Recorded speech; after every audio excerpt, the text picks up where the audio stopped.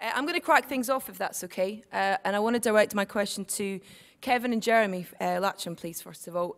500 Avengers issues over the past 48 years. How and where do you start with this story?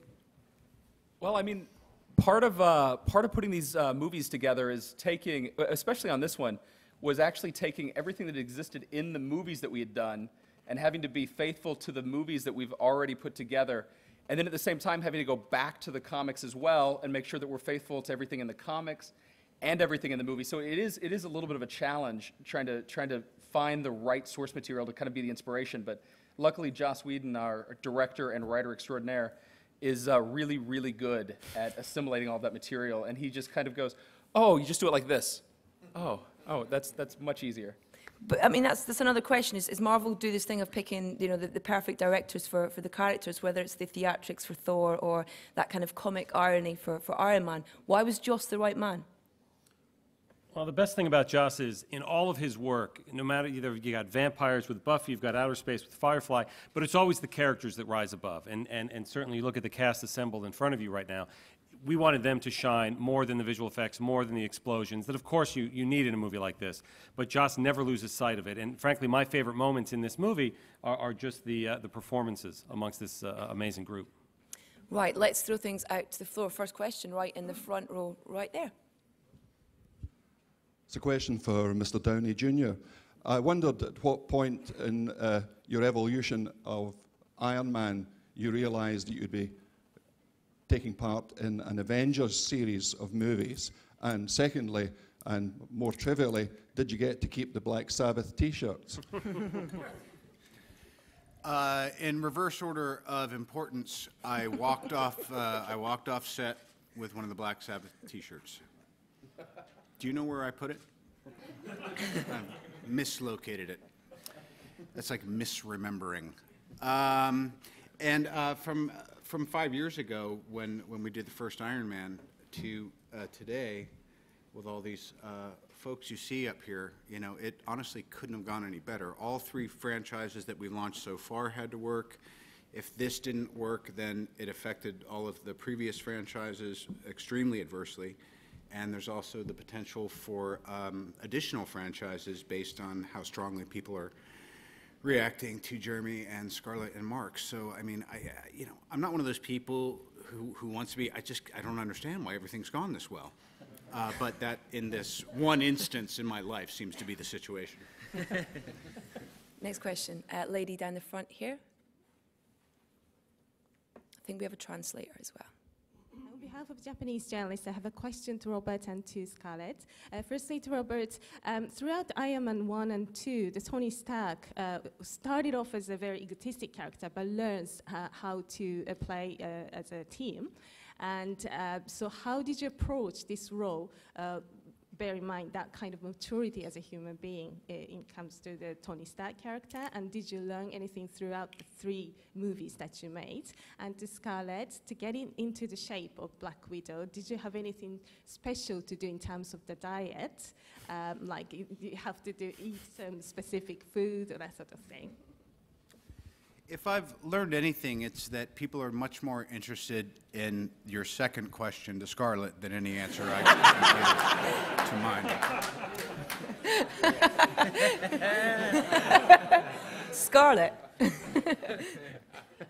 I was just going to say that very thing. That's so funny. I was like, how come you get like the really interesting like existential question and I get the like rabbit food question? I don't know. Yes, surely. You know, you're training and doing all that stunt work, and so you eat a lot of green things. Next question. Gentleman in the hat right there. Hi there. I've actually got a question for my 4-year-old son. Now, bearing in mind that you guys are not actors to him, you are the Avengers and obviously Loki. He wanted to know, in the movie, to the Avengers and Loki, what was your favourite fight move and why?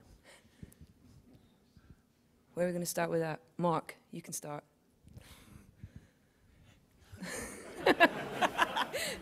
There's just so many. You mean Bruce? I'm Bruce, right now. Sorry, Bruce. Bruce. Not the other guy, Bruce. My favourite fight move is when you slammed Loki repeatedly back. Yeah. That's kind of my favorite, too. It's Loki's favorite as well. It is, actually. It was, wasn't it? Yeah, yeah.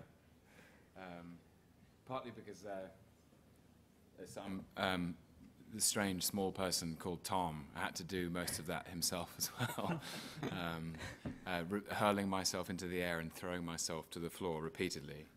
I must have looked like a lunatic, which kind of describes Loki quite adequately as well. Robert?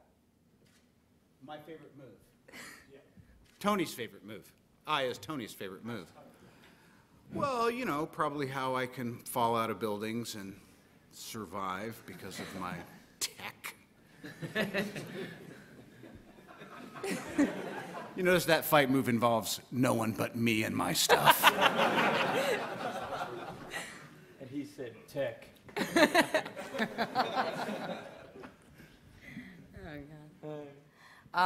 I like my favorite fight move, or Natasha's favorite fight move, is probably, what's it called? The thigh grip? What'd you call it?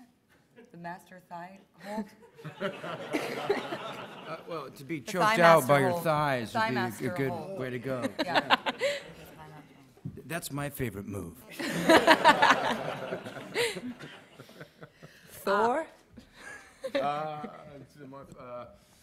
Probably the summoning, the lightning, and the cracking on the ground, and the ripple effect it has on the earth, which we didn't do in this film, but we did in Thor 1. So maybe Thor 2. We'll do it again. Kobe, what about you? I like any time Hawkeye is shooting in one direction and looking in the other. Clark? Generally, Agent Coulson's weapon repertoire exists of only one thing, which is a snide retort. But in this movie, he does what any sane human does. When faced with this threat, he reaches for the largest gun you can possibly imagine. Okay, next question. Gentleman there. Yeah. Hi there. Question for Scarlett and Kobe. Working with Joss Whedon, who's obviously renowned for creating these strong female characters, was that something that really came across during production of what is traditionally seen as quite a male-dominated genre? Could you tell us a little about that, please? Joss was very hands-on from the beginning in terms of creating the character, in terms of costuming, in terms of how long my bang was going to be, and that continued on set. He was very hands-on with dialogue and always there for you. I think Joss, when all of us had first met Joss, he met with each of us individually to kind of talk about what we wanted to see from our characters, and we did talk about my character's plight and her dark past and all of those things, and never did he say anything about my character's gender at all, and we never talked about it. And I think that exactly describes, or that's a perfect example of what I think Joss is gender blind in some way. He wants his female characters to be dynamic and competitive and assured and confident, and it has nothing to do with anything but the fact that he just celebrates those kinds of strong female characters. I think he's just a charming fellow that way. How much did the collaborative process continue once you started shooting in terms of script? Because I know that he kind of spoke to you all individually about the tone of the character, where you saw it go and stuff. Was that something that was ongoing, Tom? Was that something that continued whilst you were shooting? Yes, although I should say that the thing that was most impressive to me about Joss initially was the incredible screenplay that he wrote. I mean, as an achievement in itself, as a filmmaker, his screenplay was simply phenomenal. Because I think weren't sure what to expect, and it was the most extraordinary answer to your first question, really, which is how do you get all these superheroes in one film? And I take my hat off to him for that, because I think that was probably his hardest job that must have made directing it seem like a walk in the park. Maybe not a walk in the park, maybe a light jog. But he was incredibly open, and that's really all you want as an actor is you want to collaborate. You want, everybody at this table has a degree of ownership about the characters they play, and he's very respectful of that possession in a way. He's very respectful that we've all lived under the skins of our characters for some time, and so he was constantly asking, does this feel right? Does this feel true to you? Is this in your voice? But most of the time I was just turning up and saying my very brilliant lines, which he'd written on my behalf. So, yeah. Next question. Let's go over there to the gentleman there. Yeah, second in, yeah. This is a question for Jeremy and Scarlett. Both of your characters have quite a lot of action and activity in the film, but the cynic might say, Hawkeye is the dude with the bow and arrow. Black Widow does kick butt, but she's not a demigod. So how happy were you both with the amount of action you had in the film? And the cheesy follow-up question, which of your team's superpowers would you be most jealous of? Cornball. I think me and Renner and Tom probably spent the most amount of time in the stunt gym, just because we have these huge choreographed sequences that are just, they're intense. So I'm happy to do that. I mean, we have such an amazing stunt team, and a lot of them came off Iron Man 2. And we spent so much time in the stunt gym that we kind of built like a family with those guys. And what is that? Someone's phone. It's so annoying. I think it might be this phone. Let me see. Hello? Hello? Nick Fury. Yeah. But it's great. It's great fun to do it. Everybody, we all as characters and as actors in this film have our burden to bear. But it's certainly the stunts they paid off in the end, right? I'm severely jet lagged. I have no idea what you just said. I don't know. You just answered somebody else's phone. Yeah. I want your superpowers. Oh yes. I don't want any superpowers. No, we don't want any superpowers. We decided we'd rather be skilled, because your superpowers can maybe disappear. Is that what we thought? Sure. Yeah. Yeah. Like if Thor lost his hammer, Yeah, he'd what still would you kick do? my ass probably, but at least, I don't know, I'd have a fighting chance in it. I still have the skill set. I found the fight scene between you guys was one of the most satisfying, because it was grounded in the most reality, and the incredible sort of choreographed hand-to-hand sequence. It was hugely impressive. Thanks. No worries. I'm going to go this gentleman here. There's been crossovers in comics for years. There's been ensemble movies, superhero movies before. This was the first one that feels like it's combined the best elements of the two. I wonder how you approach that. Do you approach that as translating a comic and that mentality to the screen, or is it very, very different, the whole mythology of actually producing a big superhero ensemble movie? Well, it always starts with wanting to replicate the experience that comic readers have had for years and years. Whether that's experience of turning the pages. Joss, in another interview recently, described that his sense of pacing and editing actually came from the experience of reading panels and turning the page. And every time you turn a page of a comic, there's something new, there's something else that catch your eye, and sort of scene structure was very sort of informed by that. For me, it was the notion of reading the Marvel comics and not knowing who would appear in what, because they all exist in this same universe. And obviously that hadn't been done before, and now that once Marvel we started making our own movies and we had the entire library, I thought, wouldn't it be fun to start doing that? And the Avengers as a comic wasn't just cool because it was all these characters together. It was cool because all those characters from different books that you'd read and loved now coming together. So we knew we wanted to have all the individual movies first before we teamed it up. But it's all about trying to get that experience to as broad an audience as possible. Third row in the middle there, please. Yeah. Tom, you're quite a voracious Twitterer, but they can be quite an intense fan base, these type of movies. So I was wondering if any of you decided to avoid going on the internet at any time, particularly Mark, who was obviously a new boy to the scene and might fear what the preconceived ideas were. One of the strange things about being in these films is that we're lucky enough to have a fan base. I mean, it's so often that you make a film and you put your heart and soul into it and you really care about it and you think it's half decent. then you turn up and say, does anyone want to see it? And maybe nobody does. And we're lucky that we already have people who love the characters as much, if not more, than we do. I find it sort of thrilling that there's a pre-existing passion for the material in a way. And it's like I don't know, it's just a privilege. Actually, it really is a privilege to have people who care so much. And rather than being paralyzed by a fear of what they might think, it's fun as a challenge to deliver what you hope they might enjoy.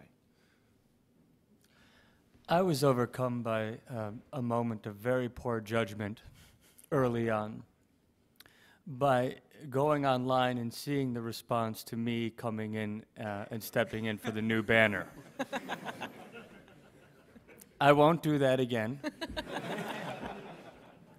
It wasn't glowing, and I found the fans' exuberant passion to be very, very brutal.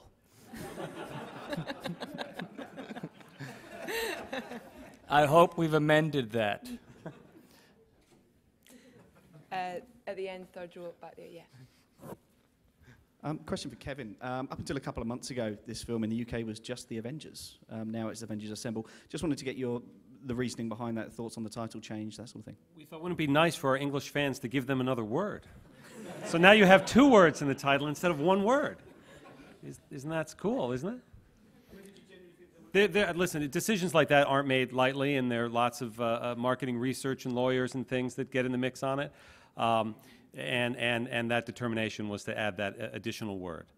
But the logo still is the A and looks cool and it has it all together, and it's the same movie. Down the front here. Hi guys. First, I've just seen the film. Oh, thanks. I've just seen the film and I thought it was amazing, which no one's really said yet, but I thought it was fantastic. Question to Mark. What was it that attracted you about the character of Dr. Banner in the first place? It was, as a kid, I was a Hulk fan, and I was a particular fan of the TV show. And but there's also the added element where people think that actors seek out material, but it's more of a matter of us being given something. And I was offered the Hulk, or I was offered Banner, and I talked to Josh Whedon about it, and he said he wanted to kind of return to the Bill Bixby, this kind of world-weary charm of a man who's on the run, but at the same time still trying to live his life and falling in love, and having a sense of humor about himself, and I like that. But I also like the idea that I'd be the first actor to play both Banner and the Hulk, and that was probably the most exciting thing to me. Especially, the one thing that we enjoy now is that the technology has brought us to a place where an actor can play the Hulk. And, doing both of those things was I love Josh's take on it, but I also love the idea of actually getting to bust out into the big green rage machine. What was that process, Mark? What was the process from, was it CGI? What was it? It was motion capture, and yes, there was the element of wearing a leotard that reduced me to a Chinese checkerboard. But other than that, you know, it was a very involved process. It was a 3-part process. We did all the motion capture before we shot the movie. We did it while we were shooting the movie, and then we did it after. And it was a very, very intensive process, and but I was by myself most of the time, which was lonely. In a leotard, probably a good In thing. a leotard that makes all the wrong places look big and all the right places look small. Lady just behind there. Hi, question for Clark. Scarlett mentioned that everyone had a talking process with Josh before it all started. When did you find out you were going to be expendable, and how do you feel about it as a result? I'm really sorry. Next question. No, I gotta. I don't know how much I want to talk about this. No spoilers, guys, right? No, Yeah. You don't give anything away. I before the love movie what. comes out. All I will say is, I was about to do the panel for Thor at Comic-Con, and partly because of this amazing relationship Marvel and its stories have with the audience. You know, I'd gone from shopping around for comics the first year I went to Comic-Con to needing a security detail, and people dressed as Coulson, and so I was already kind of a geek having the time of my life, and then at the panel, right before the panel in the green room, this guy I recognized as a geek, the king of geeks, Joss Whedon, comes over and says, "Oh, listen, Coulson's going to have a big part in the Avengers. Can I introduce you as part of the cast?" Which is officially the shortest decision-making period I've ever needed. And then there was an ominous call from Marvel. It was a kind of a good news, bad news call about how important Coulson's role would be in this film.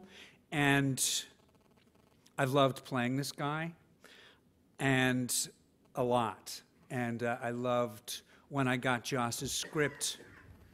It was honestly one of the best days I've had as an actor, period, just because of, it's been a chain letter. Different directors and writers get this character and reveal another facet.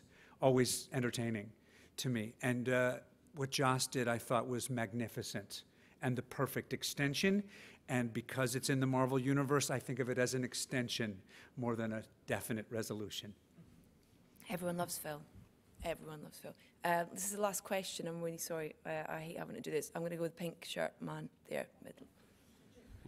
Got a question for Clark as a follow-up.